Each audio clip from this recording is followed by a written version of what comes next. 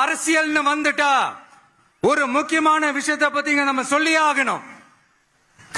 1977 புரட்சி தலைவர் எம்ஜிஆர் அவர்கள் தமிழ்நாட்டில் ஆட்சி அமைச்சாங்க. ஆனா அதுக்கு முன்னாடியே 1974லயே இங்க புதுச்சேரியில அவங்களோட ஆட்சி அமைஞ்சது. அதனாலதான் அப்பவே சொன்னாங்க, நமக்காக வந்தவர் எம்ஜிஆர், அவரை தமிழ்நாட்டில் மிஸ் பண்ணிடாதீங்கன்னு நமக்கு அலர்ட் பண்ணதே புதுச்சேரி தான். கரூர் சம்பவத்துக்கு பிறகு விஜய் அவர்கள் பல ஏறக்குறைய 2 மாசம் ஆயிருச்சு, பல நாட்களாக எல்லாருமே இதை ரொம்ப உத்து நோக்கிக்கிட்டு இருந்த ஒரு விஷயம் புதுச்சேரிங்கிறது. ஸ்பீச் எழுதி கொடுக்கறவங்க ஒரு டெம்ப்ளேட் வச்சிருக்கிறாங்க. அங்க போற இடத்துல அந்த எங்க அவங்க போறாங்களோ அந்த இடத்துடைய சிறப்பெல்லாம் ஃபர்ஸ்ட் அவர் சொல்றாரு. நேத்து புதுச்சேரியோடைய சிறப்புகள் எல்லாம் சொல்லியிருந்தாரு. ரேஷன் கடையே இல்ல அப்படின்னு சொல்லிட்டாரு. அதோடைய விளக்கம் நமக்கு புரியுது. அவர் என்ன பண்றது, அவர் ஓரளவுக்கு அவருக்கு கொடுத்தத அவர் பேசுறாரு. அவரா விவரத்தை தகவலை அறிந்து கொண்டு பேசவில்லை, எழுதி கொடுத்தத பேசுறாரு. எல்லாமே சிறப்பெல்லாம் சொன்னாரு. நான் அதை பாராட்டுறேன். ஏன்னா பாண்டிச்சேரின்னு சொன்னாலே உடனே நமக்கு எல்லாருக்கும் பொதுவா ஒரு கண்ணோட்டம் இருக்குது. அந்த கண்ணோட்டத்தை தாண்டி இதெல்லாம் சிறப்புகள் இருக்கு அப்படின்னு அவர் பட்டியலிட்டாரு. அதை நான் பாராட்டுறேன். அந்த சிறப்பு எல்லாத்தையும் சொன்னவரு. முக்கியமா பாண்டிச்சேரிக்கு அவரை கூட்டிக்கிட்டு வந்த பாண்டிச்சேரியை சேர்ந்த முதலமைச்சர் கனவில் இருக்கக்கூடிய திரு புசி ஆனந்தோடைய பேரை அவரு சொல்லல. ஏன் சொல்லல அப்படின்னு தெரியல. ஒருவேளை அது பாண்டிச்சேரியோட சிறப்பு இல்லை அப்படின்னு நினைச்சிட்டாரா அப்படிங்கிறது எனக்கு தெரியல.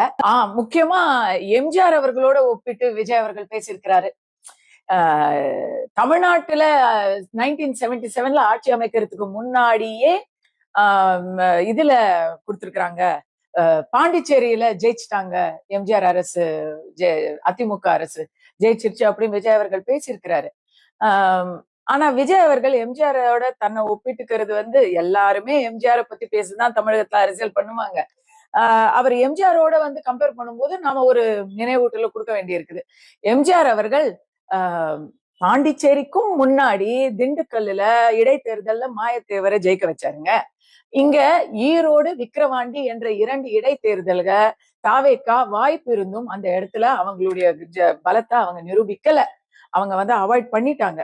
சோ இவங்க இப்ப இந்த தேர்தல்ல திடீர்னு எம்ஜிஆரோட விஜய் அவர்கள் ஒப்பீடு பண்ணுவது கொஞ்சம் ஜஸ்ட் ஒரு பர்ஃபார்மேட்டிவா தான் நம்ம பார்க்க வேண்டியிருக்கு. என்ன ஆனாலும் யாரும் எம்ஜிஆர் ஆக முடியாது. தமிழ்நாட்டில் இன்னொரு எம்ஜிஆர் கிடையாது. MGR unique, one time, life டைமில் ஒன்று. அது ஒரு யுக புருஷர். அவர் ஒரு தன்னைத்தானே கட்டமைத்து கொண்ட ஒரு மனிதர். அவரோட பிரமாதமாக பல பேர் உருவாகலாம், அவருக்கு மேலே உருவாகலாம், அவருக்கு கீழே உருவாகலாம், அவருக்கு இணையாக வரும். அவர் கிடையாது. There is no more MGR, only one MGR. அதில் ஒரே ஒரு பாஷா தான், ஒரே ஒரு சூப்பர் ஸ்டார் தான், ஒரே ஒரு சந்திரன் தான், ஒரே ஒரு சூரியன் தான். அதே மாதிரி ஒரே ஒரு எம்ஜிஆர் தான். அதில் இன்னொருத்தர் அதில் உள்ளே வரைய முடியாது. எம்ஜிஆருக்கு கிடைச்ச ஆதரவுங்கிறது வேற. ரொம்ப எளிமையாக தெரிஞ்சுக்கணும். எம்ஜிஆர் முதல்ல அரசியல்வாதி, நடிகராக இருந்து அரசியலுக்கு வந்தவரில் பேசிக்கலாகவே ஒரு அரசியல்வாதி. அவர் காங்கிரஸில் இருந்தார். காமராஜர் என்னுடைய தலைவர், அண்ணா என்னுடைய வழிகாட்டின்னு சொன்னவர். சட்டமன்ற உறுப்பினராக இருந்தவர். திராவிட முன்னேற்ற கழகத்தில் இருந்தவர். திராவிட முன்னேற்ற கழகத்தில் 3வது பெரிய பொறுப்பு, அவருடைய பார்ட்டிலேயே 3rd லார்ஜஸ்ட் ஸ்ட்ராங்கஸ்ட் பொசிஷன், அவருடைய பொருளாளராக இருந்தவர். அவர் இப்போ பரங்கிமலை எம்எல்ஏ வந்தவர். அவர் படக்குன்னு நான் கோவப்பட்டேன், கட்சி ஆரம்பிச்சிட்டேன் அப்படின்னு போட்டு வந்தவரில். அவருக்கு மன்றங்கள் தமிழ்நாடு முழுக்க இருந்துச்சு, அமைப்பாக இருந்துச்சு. அவருக்கு போட்டியாக கலைஞர் தன்னுடைய மகனான மூகா முத்துவே நடிப்பு கறி விட்டார். அவ்வளோ பெரிய செல்வாக்கு அங்கே இருந்துச்சு. அப்போ அந்த மாதிரிலாம் வரலாறு இல்லாமல், புண்புலம் இல்லாமல் நானும் எம்ஜிஆர் தான் முயற்சி பண்ணுறது அது புளியை பார்த்து போன சூழ் போட்ட கதை தான். அப்படி கிடையாது. எம்ஜிஆர் இன்னொருத்தர் வர முடியாது. நான் சொல்கிறேன், புதுச்சேரியில் திரு விஜய் அவர்கள் ஆட்சிக்கு வரலாம், திரு ரங்கசாமியோட சேரலாம், கூட்டணி அமையலாம், கூட்டணி வெற்றி, அதுக்கெல்லாம் நான் செப்பரேட் கேம், அதுக்குலாம் நான் வரல. என்ன பண்ணாலும் எம்ஜிஆர் ஆக முடியாது. அதில் ஒன்று கருப்பு எம்ஜிஆர்னு விஜயகாந்த் சொல்லிக்கிட்டார். விஜயகாந்துக்கு பெரிய வள்ளல் தன்மை உண்டு. திரு விஜய் அவர்கள் அப்படி இது வரைக்கும் அறியப்பட்டதில்லை. உங்களுக்கு திரு விஜயகாந்தோடைய வள்ளல் தன்மையை நாடு பேசும். சாப்பாடு பொருள் எல்லாமே அவருடைய ப்ரொடக்ஷன் ஹவுஸில் விஜயகாந்துக்கு என்ன சாப்பாடு, அதுதான் லைட் மேன் வரைக்குமான சாப்பாடு. இது மாதிரி பல விஷயங்களை கொண்டு வந்தார். நடிகர் சங்கத்திலேருந்து பல இடங்கள் அவருடைய ஆளுமை திறனை காட்டியவர்.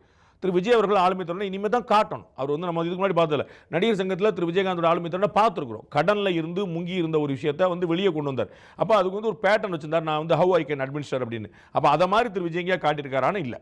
அப்போ வந்து நான் எம்ஜிஆர் தான் அப்படின்னு சொல்லி சொன்னால் எம்ஜிஆருக்கு விழக்கூடிய வாக்கள் உங்களுக்கு விழலாம், நீங்கள் எம்ஜிஆர் இல்லை.